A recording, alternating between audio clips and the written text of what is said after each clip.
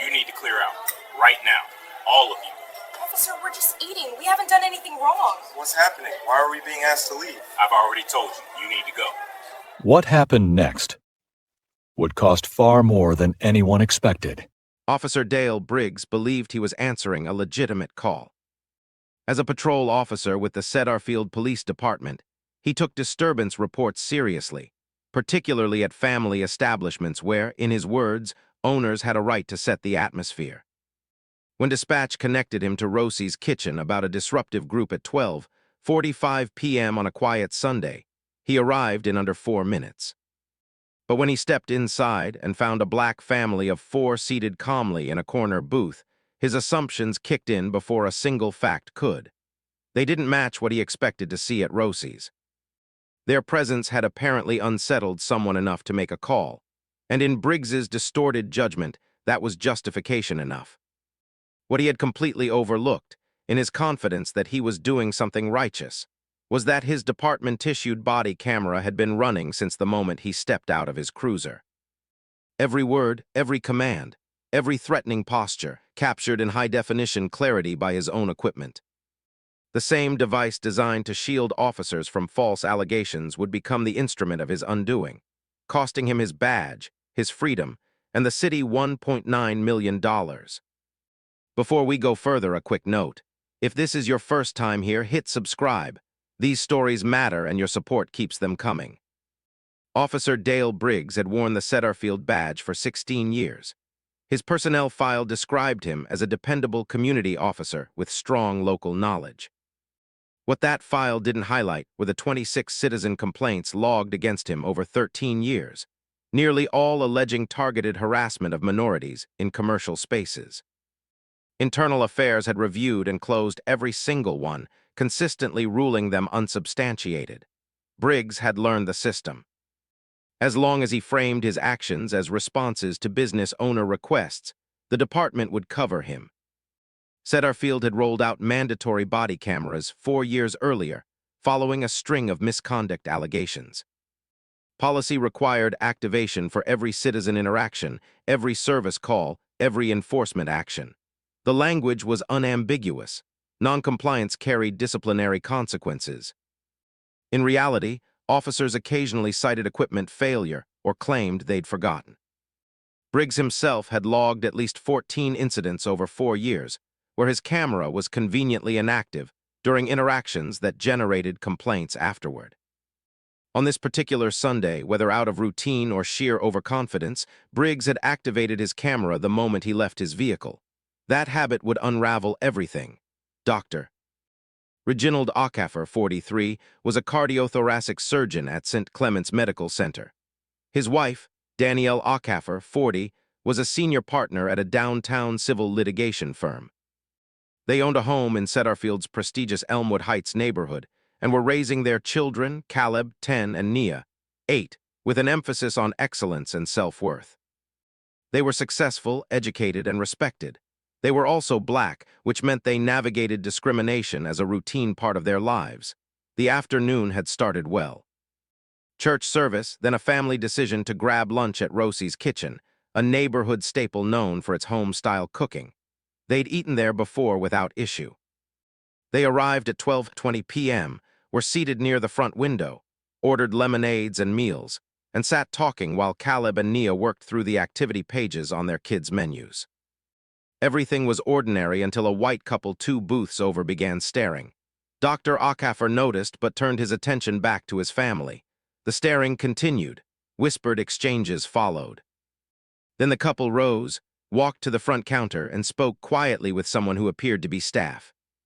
5 minutes later, Officer Briggs walked through the front door, body camera running, scanning the room from chest height as he moved. The body camera footage would later show precisely what Briggs encountered when he entered. A calm dining room, families eating, conversations at a normal volume, children laughing at nearby tables. The camera swept the space as Briggs surveyed it. When the frame landed on the Okafor family, the only black customers visible, Briggs moved directly toward them. The footage captured the approach.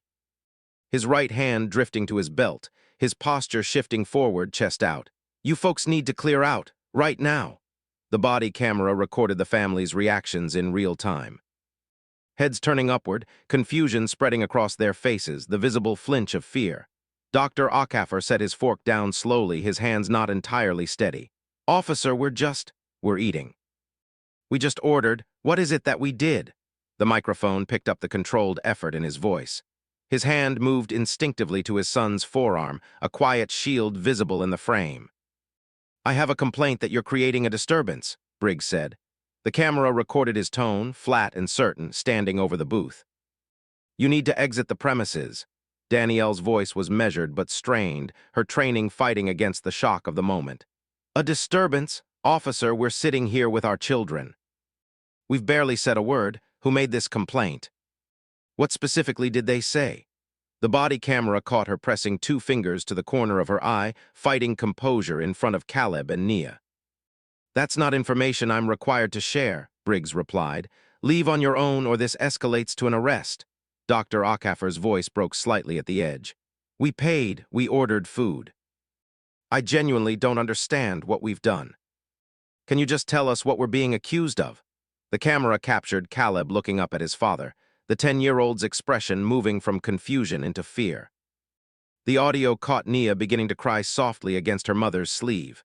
"Sir, I won't ask again," Briggs said, his voice dropping into warning. The microphone recorded it all, every syllable. "You and your family will vacate this establishment immediately, or I will place you under arrest for trespassing." Danielle pulled Nia close, her own eyes bright with tears she refused to release. The body camera documented every second of it from Briggs's own vantage point. A family being threatened for eating lunch, recorded by the threatening officer's own chest-mounted camera. Before Dr. Okafor could respond, a voice broke through from across the room. "Officer Briggs, what exactly is going on out here?" The body camera turned with Briggs as he swung toward the sound. The frame captured Glenn Russo, the actual owner of Rosie's kitchen, pushing through the kitchen door. Russo, a heavy-set white man in his early 70s who had operated Rosie's for over 3 decades, was moving quickly, his expression tight with alarm. "Mr. Russo," Briggs said, steadying his tone. The camera settled on the owner. "I received a disturbance call. I'm handling it." "A disturbance from who?" Russo stepped forward, now centered in the frame. "I've been back there the whole afternoon. Nobody brought anything to me." Briggs gestured vaguely behind him, the motion recorded clearly. "One of your patrons phoned it in." "These people need to go." The body camera followed Russo as he walked past Briggs toward the booth. "Dr. Okafor, Mrs. Okafor, has there been any trouble at this table?" "No, sir, Doctor." Okafor said, his voice steadier with Russo present. The camera recorded his face from Briggs's angle. "We've been sitting here eating. We haven't spoken to anyone except the server. Should officers who weaponize their badges to enforce racial exclusion face federal prosecution, drop your thoughts in the comments." Russo's voice rose, fully audible on the body camera recording. "Then there's no disturbance and they're not going anywhere. They're customers. They ordered. They paid." The camera caught Briggs's hands tightening, visible at the lower edge of the frame. "Mr.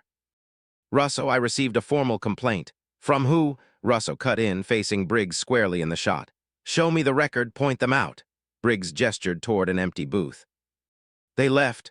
"Then there's nothing to act on," Russo said, his body language shifting as he stepped deliberately between Briggs and the family, filling more of the camera frame.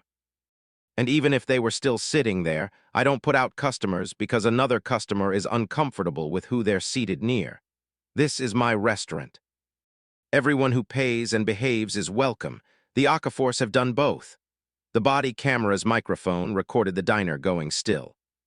In the background, several customers had lifted their phones, though they had no idea that a far more detailed recording was already happening from Briggs's own equipment. Briggs stepped toward Russo. The camera documented the attempted pressure, Russo's face filling more of the frame. "Sir, if you're going to work against department efforts to maintain order in your business." "Order," Russo said, his voice sharp. The microphone caught every word without distortion.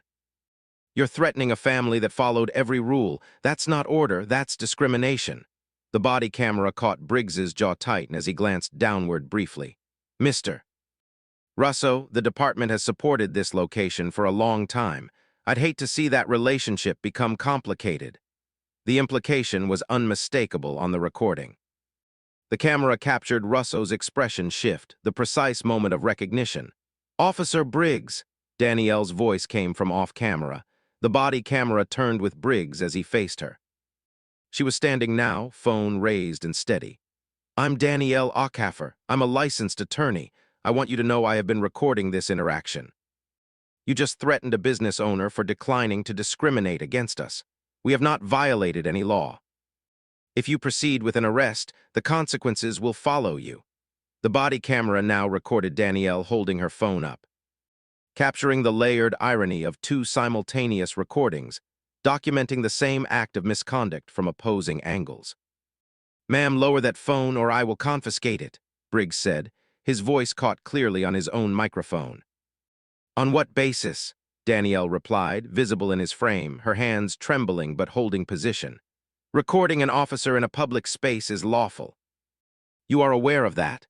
Russo stepped back into frame, positioning himself as a barrier between Briggs and the family. "Officer, I am telling you as the owner of this establishment, these customers are not leaving. They have done nothing wrong. I'm asking you to exit my restaurant." The body camera recorded Briggs standing in place. It captured the silence that followed as the situation settled around him. "You're both making a serious mistake." The camera followed his path to the door. The frame bounced gently with each step. It recorded the exhale of tension from surrounding tables, the soft applause that rose as the door swung shut behind him. What Briggs did not process, walking back to his patrol car, was that his body camera had documented everything. Every discriminatory directive, every threat. Every moment of that family's fear and humiliation. The device meant to protect him from false accusations had just built an airtight case against him. Briggs returned to his vehicle, completed his shift, and uploaded his body camera footage to the department's server as required by protocol. His written report described a legitimate disturbance response and noted the family had exited voluntarily after he explained the nature of the complaint. The report omitted the owner's contradiction. It omitted the threats. It omitted that the family had been seated calmly and left nothing. It was a fabrication composed to justify what the camera had already disproven. When the Okafor family filed their formal complaint 3 days later, Internal Affairs was compelled to pull all related evidence, including Briggs's body camera file. What they reviewed did not resemble his report in any meaningful way. Footage from customers' phones had already reached social media and was gaining traction. But when the family's legal team subpoenaed the body camera footage through discovery, they received something far more powerful. High-definition video, synchronized audio, Briggs's own perspective, from the department's own server, recorded by the department's own equipment. That footage became the foundation of everything that followed. Civil rights attorneys filed public records requests for every body camera file Briggs had generated on business disturbance calls over the previous 4 years. The results were staggering. Of 94 documented business disturbance responses where Briggs activated his camera, 78 involved complaints about people of color. The footage showed a consistent, repeating pattern. Briggs arriving, immediately targeting minority customers, presuming wrongdoing, threatening arrest for ambiguous infractions. Removing people from businesses despite owners, stating there had been no actual problem. In 14 additional incidents where complaints had been filed, Briggs's camera had inexplicably not been running, leaving no video record of interactions that witnesses described in nearly identical terms. The investigation widened. Briggs had run the same playbook at 11 other businesses. Body camera evidence and witness testimony documented that he had removed or threatened 52 people of color over 5 years on the basis of complaints that were transparently discriminatory in origin. Internal department communications obtained during discovery told another part of the story. In one email thread, Briggs had written to his lieutenant asking about handling repeated requests from business owners concerning, quote, undesirable foot traffic. The lieutenant responded, "Use judgment. If owners want help maintaining the character of their clientele, we support them where the law allows." That email, alongside the body camera record, established that the department had been aware of the pattern and had effectively sanctioned it. The U.S. Attorney's Office opened a federal civil rights investigation. This was not a single incident. The body camera footage across multiple encounters demonstrated a systematic, documented pattern of discrimination operating within a structure of departmental endorsement. Federal prosecutors built a case against Briggs, his lieutenant as a co-conspirator, and the department's tacit authorization of selective enforcement. Briggs was arrested 7 months after the incident at Rosie's kitchen. He was charged with multiple counts of conspiracy to deprive civil rights under 18 U.S.C. Section 241 and deprivation of rights under color of law under 18 U.S.C. Section 242. His lieutenant was charged alongside him. The federal trial ran 4 weeks. Prosecutors opened with the Rosie's kitchen body camera footage, played across courtroom monitors in full resolution.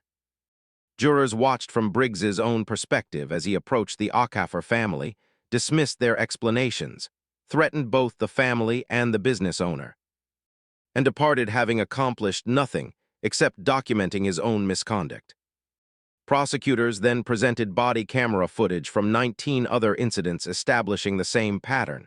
52 victims testified. Glenn Russo testified. A statistical analyst presented data showing Briggs's enforcement demographics against department-wide averages. The defense argued legitimate complaint responses throughout. The body camera footage dismantled every claim. Briggs turned down 3 plea arrangements, insisting he had acted correctly in every case. The jury deliberated for 2.5 days. Guilty. Multiple counts of conspiracy to deprive civil rights and deprivation of rights under color of law.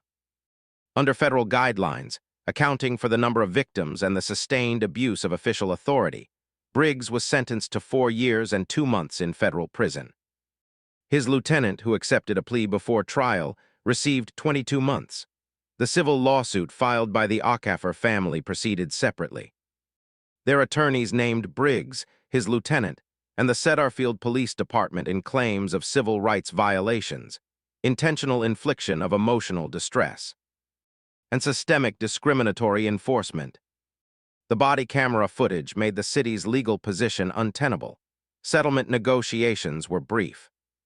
The case resolved for $1.9 million and a comprehensive reform package, independent civilian oversight with full investigative authority, mandatory implicit bias training with biannual assessments, body camera activation required for all service calls with zero-tolerance enforcement, civilian review of all body camera footage from business removal incidents, mandatory demographic reporting on all business-related removals with quarterly public disclosure, documented justification required before any removal request can be acted upon.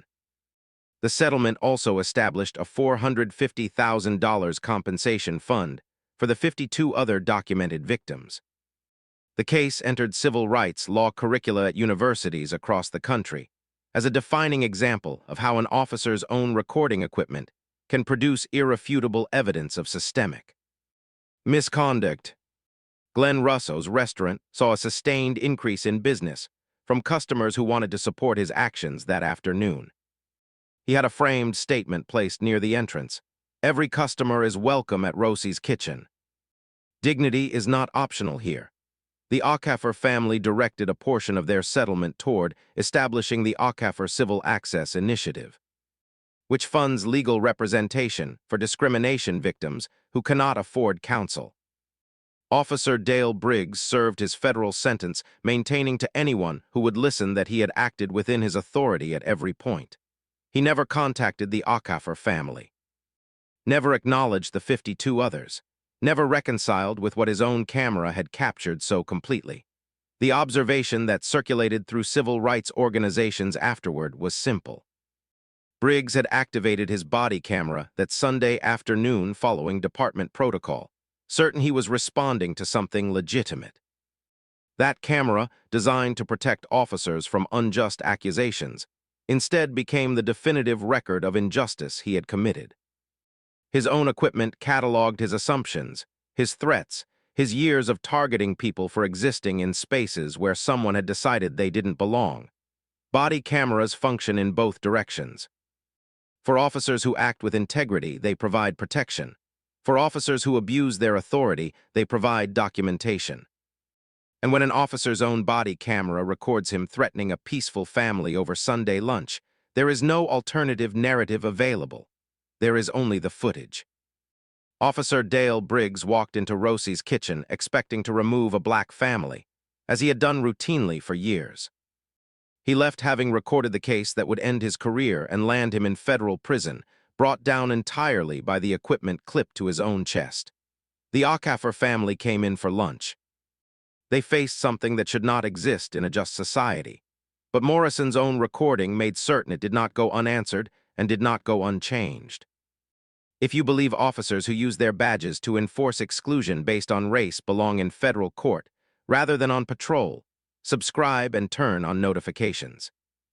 Tomorrow we have another case that proves accountability doesn't always come from the outside. Sometimes it comes from within the system itself.